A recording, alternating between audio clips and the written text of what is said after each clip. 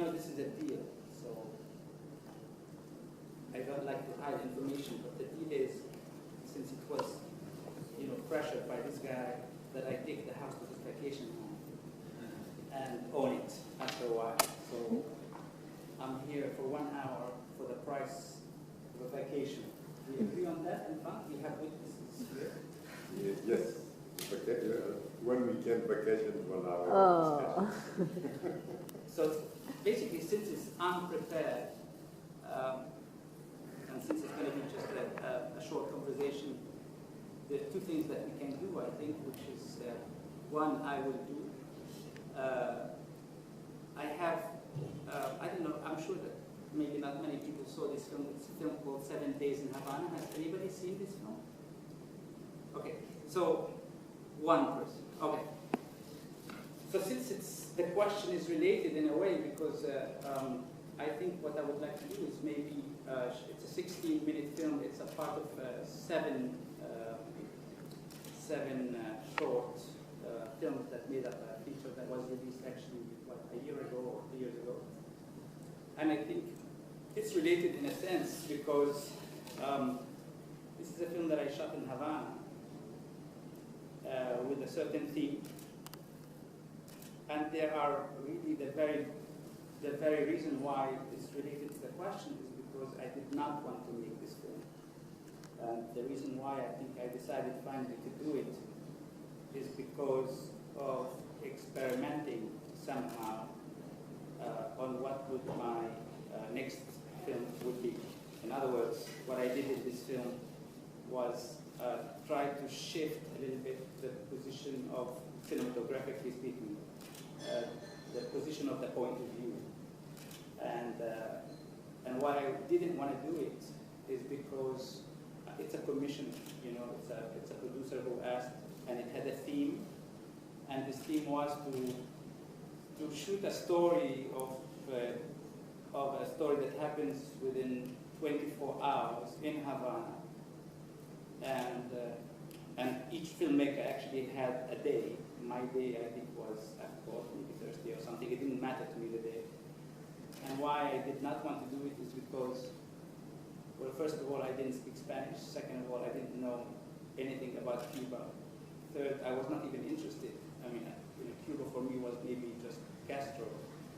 And I had not been really culturally informed of, aside from a couple of books, that give an overview of Latin American politics or the influence of the Northern America on the Latin America, etc. But I was never really so neither exoticized by Cuba nor had any intention to travel there.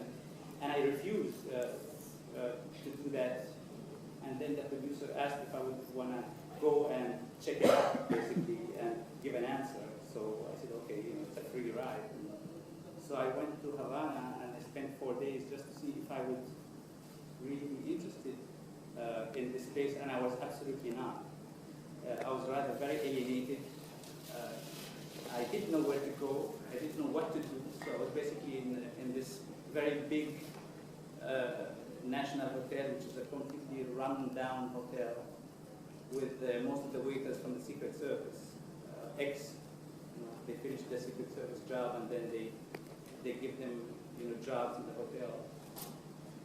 And I basically didn't need another Gaza on my mind, another blockade, another situation where people are not really that happy. I was quite repulsed by the sex slave trade, which is partially Spanish, Italian, or Canadian men, these men coming to exploit university students. So I was not at all interested, and I went back to tell the producers that I had no intention to actually do the film. And then I decided to do it because I kind of felt a little bit, I actually didn't want to feel defeated vis-a-vis any kind of challenge. So I decided to actually give it a shot. But when I decided to give it a shot, what was in my mind is really what or how is what was in my mind is really is how and if I had a different, because I really felt that I wanted to somehow shift a little bit my point of view. So what was interesting is that I went to this place that I knew absolutely nothing about, and I had to dig images within the range of like 1 month to write and cast, and all within a certain amount of non-communication, if you want, or I had to somehow invent or look for another way of communication, because I couldn't even talk to the people in the street if I needed to. And so, if any of you have ever seen a film of mine, which are usually not many dialogues, in this kind of setting, it imposed even a double silence. One, my style, and the other, the obligation. I couldn't actually, speak, and therefore, the only person I could speak with was the Palestinian ambassador, a rather very boring type. But there is a scene in the film with an actor replacing him. So I think this can be fit to actually talk a little bit about my desire and at the same time the sort of risk maybe that I would like to actually enter into the next film. And I'm telling you things that I'm full of doubts, because until this moment I'm actually halfway or maybe a little more into my next feature film script. As of maybe a few days ago, I'm a little bit more comfortable. In other words, it just happens that I came here and a little excited about where I am with the script, following a little bit the potentiality of what I have done in the Cuban film. Maybe I'm thinking, rather than give it words, I don't know, what do you think? Should we just show the film? Because I think it tells a little bit about where I am, not only where I am, where I am in terms of doubts, where I am in terms of what I want to do next, even vis-a-vis the magnitude of production, which has nothing to do with the state of economics of the film finance today, but has something to do with a certain intimacy that I wanted to actually somehow touch upon, which is what I experimented in Cuba, which I would like to try. And the problem, actually, this is something I'm sure that you understand very well, is until a certain moment, when you do your first film, you're terribly ambitious and full of virility, in a sense, that you want to prove a point. It's not only whether you have, the cinema. It's that you want to prove the point. You want to say that this is the way it should be shot and not in another way. And I think I made my first film wanting to prove something to if not to the world, it's definitely to myself, that a certain narrative can be told differently. And when I grew up in Nazareth, and this is a Palestinian city, let's say I grew up in between exiles, many exiles, and going back home, and I was terribly disturbed all the time in terms of the narrative representation of Palestine. I think this started really my point of wanting to prove that narratives can be represented differently. Every time I saw a film about, it was always about the subject, Palestine, I was always somehow repelled by its very liberal tendency, or by its very classicist narrative, by its politically correct forms, by wanting to give justice within a certain context in the film. So all of this was really boring, redundant, and rather irritating, and in most of the cases also inherently racist. Mostly it's films done by non-Palestinians about Palestine, and normally the acting was terrible, over theatrical, and the message was that if everybody loved each other, things would be good, which is kind of void of any historical context of the kind of conflict that was taking place. This is where I think it gave me a lot of charge and will, if you want, to make a narrative that is different and that is really not focused on essentially a subject, but really focused on cinema. And also with it, the humor, which lacked at that moment, because people thought that if you're speaking about Palestine, that means you have to have a really long face all the time, and that you have to cry whenever you saw a Palestinian on the screen because he's a victim.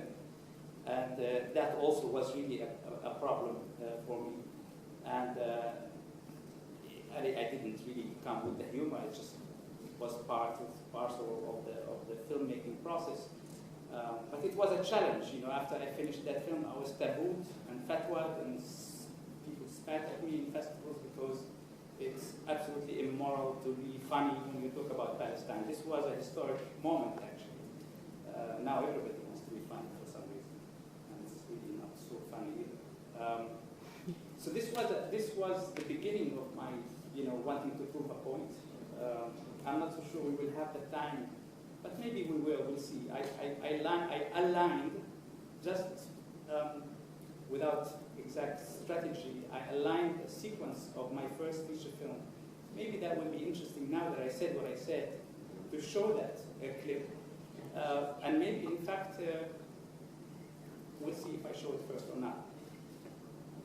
Just to continue a little bit, what happened next? Again, Paolo, you were inside that picture at this moment. Then I wanted to do my next film, which Albert Balzan produced, Paolo's friend. And there, I think I lost, for good reasons, I lost a little bit on my wanting to prove a point, and I wanted to concentrate more on the cinema and on the humor, and also to deviate or take further risks. The second film, you start to be more in charge of your cinematography. You are no longer lost in a certain way. If you are taking a risk, you are aware of the risk you're taking. In the first film, you are taking a lot of risk. Half of them you don't even know that you are diving into dangerous territory because you just don't know, what cinema production is about. So you're just all over the place. You shoot too much, and you want to try every single thing, and you don't know if it's feasible, etc. You run into a million problems. The second film was much more with a producer. The first one I produced. The second was with a producer, so things were a bit more orderly, if you want. There was dialogue between me and the producer, and I was a little bit more mature, and so the risks were taken, but they were taken in synchronous with someone who was looking, the risk being taken, pushing it, not censoring it, but at the same time it was more precise, let's put it that way. But I've lost something and I gained something. I think I started to know how to make films unconsciously. So no wonder that some people who saw my first and second, if they were terribly cinephile, and especially if they come from student backgrounds and they're studying films, they might like the first one because it has more rawness. It's more intuitive, more fresh, so to speak. While the second one became a little bit more screwed, tightened, precise with strategy.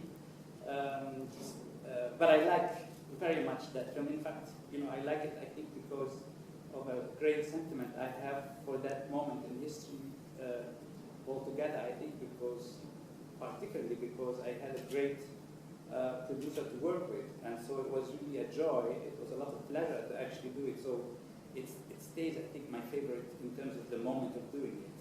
There's no favorite when you make films, but it's a sentiment, as I can explain. I think that things got more precise for the third film, and much less about risk or virility. I think it became a question of, I lost gradually my ambition, positively speaking. I'm not self-critical. I no longer wanted to prove a point. I no longer wanted to play circus with the cinema. I really didn't care anymore for anything except for the one challenge that I still think is my challenge for the next film, which is how to actually center on the poetic. In other words, nothing matters to me except for the challenge of making a poetic moment in cinema, which I think now is the biggest challenge for me, because I'm no longer in the place of innocence. I am now all the time trying to close myself from any kind of factor that can influence my cinema and simply not worry about wanting to prove nothing, which is a problem because, you know, when you make your first, your second, your third, and you come to make it, you always think that the budget has to be bigger, the sets have to be bigger. Otherwise, what are people going to say? You know, are you going to be in the competition in Cannes or not? That means it has to, you know, somehow be pompous somehow and impressive somehow. And in a very strange situation, I have to say, this is exactly my moment of doubt now, because rather than, I mean, I have to say, when I started to want to make this next film, it started with the idea of being absolutely on a gross budget, of shooting in many countries, of, you know, I don't know, of having a grand sort of fourth film. And so I started writing this script with this kind of grandiose in mind.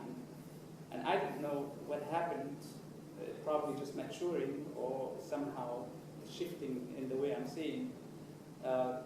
Things started to actually become more minimal and more efficient in terms of idea and less grand.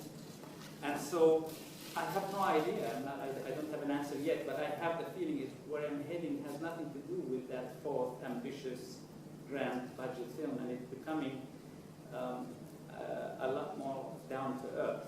I don't know what that will be eventually, but that will be up to the writing and up to how I progress with it. So this is, I think, summarizes the question you asked half an hour ago. For the next hour. If you have another question, we can answer it. And now, when you know, in this moment when you are writing, when you have a kind of, you discover the structure and the product in a way before, or when you are writing, you are putting step by step and going through the characters and developing the characters. How we work usually, and you have a territory in mind, you don't have, you have a language in mind, you have something in mind, or it's just something that it's more, or it's more intuitive. No, I actually, I never really worked with a plot or a storyline. In other words, I have to say I don't even know how to do that. I mean, it's not like I reject the idea. I mean, I'm sometimes even a little fastidious because sometimes I'm jealous when I see a plot, you know, so well constructed. But if I start to do it, I'm so bored, you know. What I do, and it's not at all a choice. This is really now I think I've become quite aware that whatever it is I'm doing has a lot to do with who I am entirely. It has to do with the way I think, in the way I dress, in the way I cook, I eat. It has to do with precisely my existence in fact. So it's nothing that I can change. It's just the way I happen to see and to observe. I usually, where my desire tickles for an image is who I am. And therefore, I can only do that, it seems, or do that within a certain range. So what I do is actually, I simply write notes of things that seem to attract my attention, of something that I feel that is interesting, funny, cinematographic, choreographic. And I just continue to pile a lot of notes. And then when I feel kind of a weight of these notes, I start to think, well, maybe now I should just put them on the wall on little yellow slips, and maybe I should see if there is a certain film inside. And actually the plot can maybe rise out of, because what is a plot? In fact, you know, in the, I'm not so sure, yeah, I think in this clip I will show, not the Cuban film, but in my first feature, there was something interesting to say about that, because when I shot it, I was the producer. It was not a big budget, but I was the one in control, so I could decide what I want. And I decided I couldn't find, you know, the pretext, or let's say the narrative pretext of the film. I had a lot of tableaus, a lot of sequences, but no story. So what I've decided to do is to do two productions. Start the film, and I told the production we're going to stop the production. The second, there will be an accident, and that accident will become the narrative plot. Of course, everybody freaked out because you cannot have a huge crew and suddenly, you know, because some accident happened, you're going to break the set, send everybody to France and Germany, and then me, I have to go, which is exactly what happened, by the way. I went and I wrote the story of the film when it happened, and it happened on the set itself. In other words, I was waiting for that pretext of the plot to actually somehow show up while I'm shooting these tableaus. There was a certain amount of shooting, I think a month into the shooting of these sequences. Well, something did happen. And that thing was simply an error in the sequence. A sequence that I was shooting that was quite complicated. You will see it, with a police van coming. But it was so dangerous every time that the news came in such a fast speed that it was about to fall, you know, go on us, but I kept on repeating redundantly because I've gotten my take already in the 5th or 6th. I went in the 12th, God knows why, and then a mistake happened, and walkie-talkie fell from one of the actors, and that was for me the narrative plot.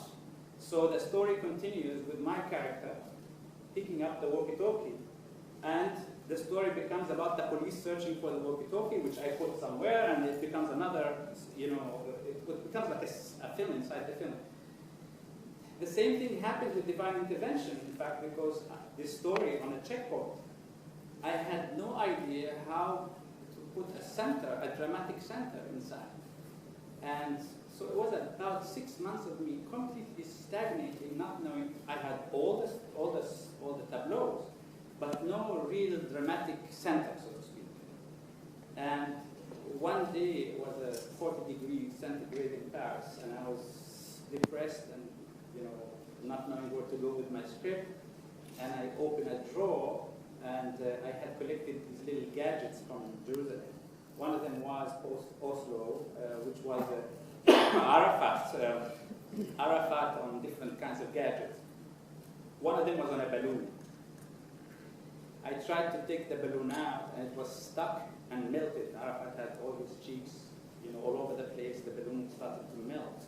And I tried to dig it out. It was stuck in the drawer. I tried to, you know, I was really just wanted to keep the gadget. You know, I didn't want the gadget to be ruined. And then I think Arafat lost his cheek, and that God rest his soul. Now that he's poisoned, and we know. So anyhow, so once the balloon went out of the thing, first I cursed. You know, I said, fuck this shit, you know. And the second after, I said, but this is it, you know. Blows the balloon, and he smuggles his girlfriend, so it became the center of the film. So this is really how I work. I mean, even the script now doesn't really have at all a center. I start continue, sometimes having ideas, second track ideas of what this could be about, but I really don't discover it until the end. Same as the title of the film. I find the title of the film somewhere at the end of the mixing. Somehow, I don't know why, I cannot get it right in the beginning, and I get it when I actually personally know what this film somehow is about, that I can get an idea and intuition of what the title poetically can be. Second half an hour answering the second question. Shall we just show the two things? Well, the story is that I go to the Palestinian ambassador because he would arrange for me to meet Castro. And so he talks on the phone with the people of Castro, and he tells him it's fine, he will do the interview. But he has to wait until Castro finishes his speech. And so that's what we were seeing, is that every time, you know, Castro was still, you know, meanwhile this character starts to see Havana, and you know, it is known that Castro, when he starts to give a speech, he kind of never finishes it. You know, some of them went for 8 hours. And so the plot is based on this, in fact, so that this way the character kind of sees different angles of Havana. So that's basically what but for example, when he's talking in Spanish, abbreviating my name. Yes, that is, yeah, okay. Yeah, so that's, but if you know, okay. It was shown in Havana? Yes, I wasn't there, but apparently, you know, in the beginning, actually, they didn't want me to make the film. That I was the only director they were having a problem with because, again, of the humor. They didn't like the mocking aspect of things. You know, there were scenes that are not here because, you know, this film was shot in 5 days. So I couldn't actually shoot everything I wanted. But the fact is, some of the stuff I didn't shoot because I couldn't because of time. It was actually censored. They said this scene, this scene, this scene, he cannot shoot. And there were scenes taking place in the Hotel National, which you saw some of it. But because of the obvious, well, humor, if you want, they told the producers, they said, this is the Hotel National, it's our pride, and this guy is coming to mock it. Because there was a scene where I put the sink on, and it starts to compose music. You know how the sink, when it has noise, you know. Yeah. So there would be a little sequence where there was a lot of, you know. So there are a few of those things, and they said, no way, you know. And they were having problem with me then towards the end, simply because the Spanish producer seems to have a stake in business in Havana. Havana Club, who have 50% of the run, were afraid to lose their business, which is a multi-million-dollar business. So they didn't want neither the Spanish or the Havana Club. They said, take out Castro's image and put Raúl. And I told them, you know, finally we were about to go to a confrontation of another layer of censorship, and I said, no way. And the film stopped for a while. And I told them, consider it 6 days in Havana, not 7 days in Havana. Because I'm never going to take, you know, to me, Cuba was because of Castro, not because of Raúl. So finally, one of the producers takes the finished rough cut and takes it to the big guys in Havana. We don't know who. They never told us who. But apparently, it reached the top. To okay the film, otherwise it wouldn't have gone through. They didn't say if they liked it or they didn't. I heard they just kept a very passive face, and they said, okay, you can show it. That's all I know. Then I was not even, you know, when there was like 1,500 people in an avant-premiere in Havana, I was not exactly invited. And then I started to, because everyone was scared from my film. Then I started to get, during the projection of the film, I was in Paris, text messages, I don't know if you remember this, and of saying how people were actually clapping inside the movie, so from the producers. Then Laurent Conté, you know, the filmmaker who made one of them, was sitting in the front row next to the son of Castro. He texted me, he said that the son of Castro just fell from his chair laughing. So it was actually a success in Havana. But yeah. In this movie, what kind of scenes do you like to shoot or you didn't shoot? Oh, I don't remember many of them. There was like at least another 2 pages of script. It wasn't really a script. It was like, you know, just notes of things. You know, this film was shot in 5 days. I mean, for example, the abbreviation, you know, when he says Elia as this, South Africa, and that. Actually, this idea came at something like around 4 o'clock with a huge hangover from a bottle of bad rum at this moment, because I finished the good one in my hotel room. And I had a shooting day. I didn't know how to pass this moment of meeting the ambassador without some kind of cinematic witty idea. You know, I hate to pass information just like that. You know, he makes a phone call and that's it, and then continuity. I wanted something. So at 5 o'clock in the morning, I woke up, drank more rum, and I came up with this idea that, you know, he could abbreviate the name, you know, and that could be interesting because I thought maybe Israel, maybe this, maybe that, and it's a Palestinian embassy. But then I didn't know Spanish, so I didn't know if it will, if the same country, yeah, will match. So I had an assistant who was supposed to be translating me, who ended up acting with his own car. The guy who you saw, this was the car I was having to go and do research with this kid who was Cuban but who understood English and studied in Canada. Very cute kid. And so in the morning when he came, I had already written some options, and I told him, how do you say this in Spanish? How do you say this in Spanish? And I would scratch the ones that don't work and list the ones that work. This is how this scene, I arrived. I rehearsed with this Arab guy, who, by the way, is the Consul General of Qatar, who's a Palestinian guy, who I met by accident, and who had a passion all of his life. His story is really a film by itself. I mean, why he accepted to act is incredible. This guy actually wanted all his life to do something in the media, cinema, something like this. So he was in the PLO. He was a fighter, on top of it, in Lebanon. He was always trying to put some TV or radio in Lebanon during the war. And the Israelis always saw the antenna, you know, and they bombed every time he tried to build his radio. And then the Cubans told the Palestinians, the PLO, send him to Cuba because we have a wireless and machines now, Secret Service stuff. He can build his radio without showing the Israelis the antenna. So the guy goes to Cuba in order to study media, technical stuff. He arrives, the Israelis invade Lebanon, kick the PLO out of Beirut. The PLO phoned the guy and told him, he learned, he studied, but he cannot go anywhere because there were no more PLO in Lebanon. And he told him, don't come back. He said, what do you mean don't come back? He said, okay, work in the embassy. He said, no way, I hate politics and diplomats. They forced him to work for a little while in the Palestinian embassy. Slowly he became the second man, and then they asked him to be the ambassador, and then he goes on strike. He said, no way, I don't want to be an ambassador, and he goes on strike.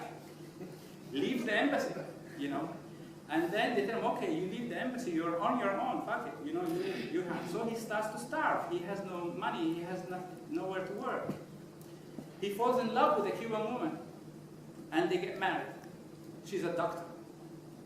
And then he has no work. Suddenly, one day, by accident, a Qatari ambassador knows of him being very intelligent.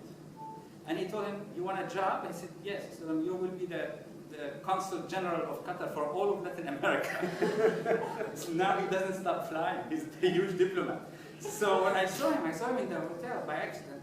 And I told him, what do you do? He's a guy from, not Gaza, I think, from Hebron, some Palestinian, God-forsaken, occupied country. And he told me, well, I'm afraid I am the Consul General of Qatar.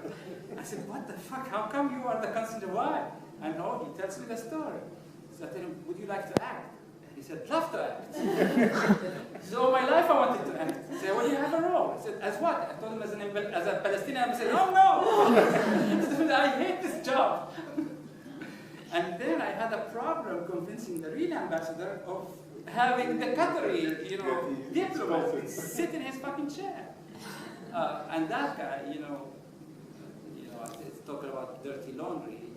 The Palestinian ambassador has absolutely nothing to do in Havana. What do you do if you're a Palestinian ambassador in Havana? What exactly is there to do? His embassy is for free. The only free embassy in Havana is the Palestinian one. And there's nothing to do. What kind of politics can they do? So he sits on his chair. He's bored all day long, basically. Still, he did not want certain hierarchy. First he told me, no, you can have the second man sit in my chair, and that's about it. Anyhow, I'm happy you're looking at your watch. No, because we have to go. You have a film in 5 minutes. Anyhow, so that's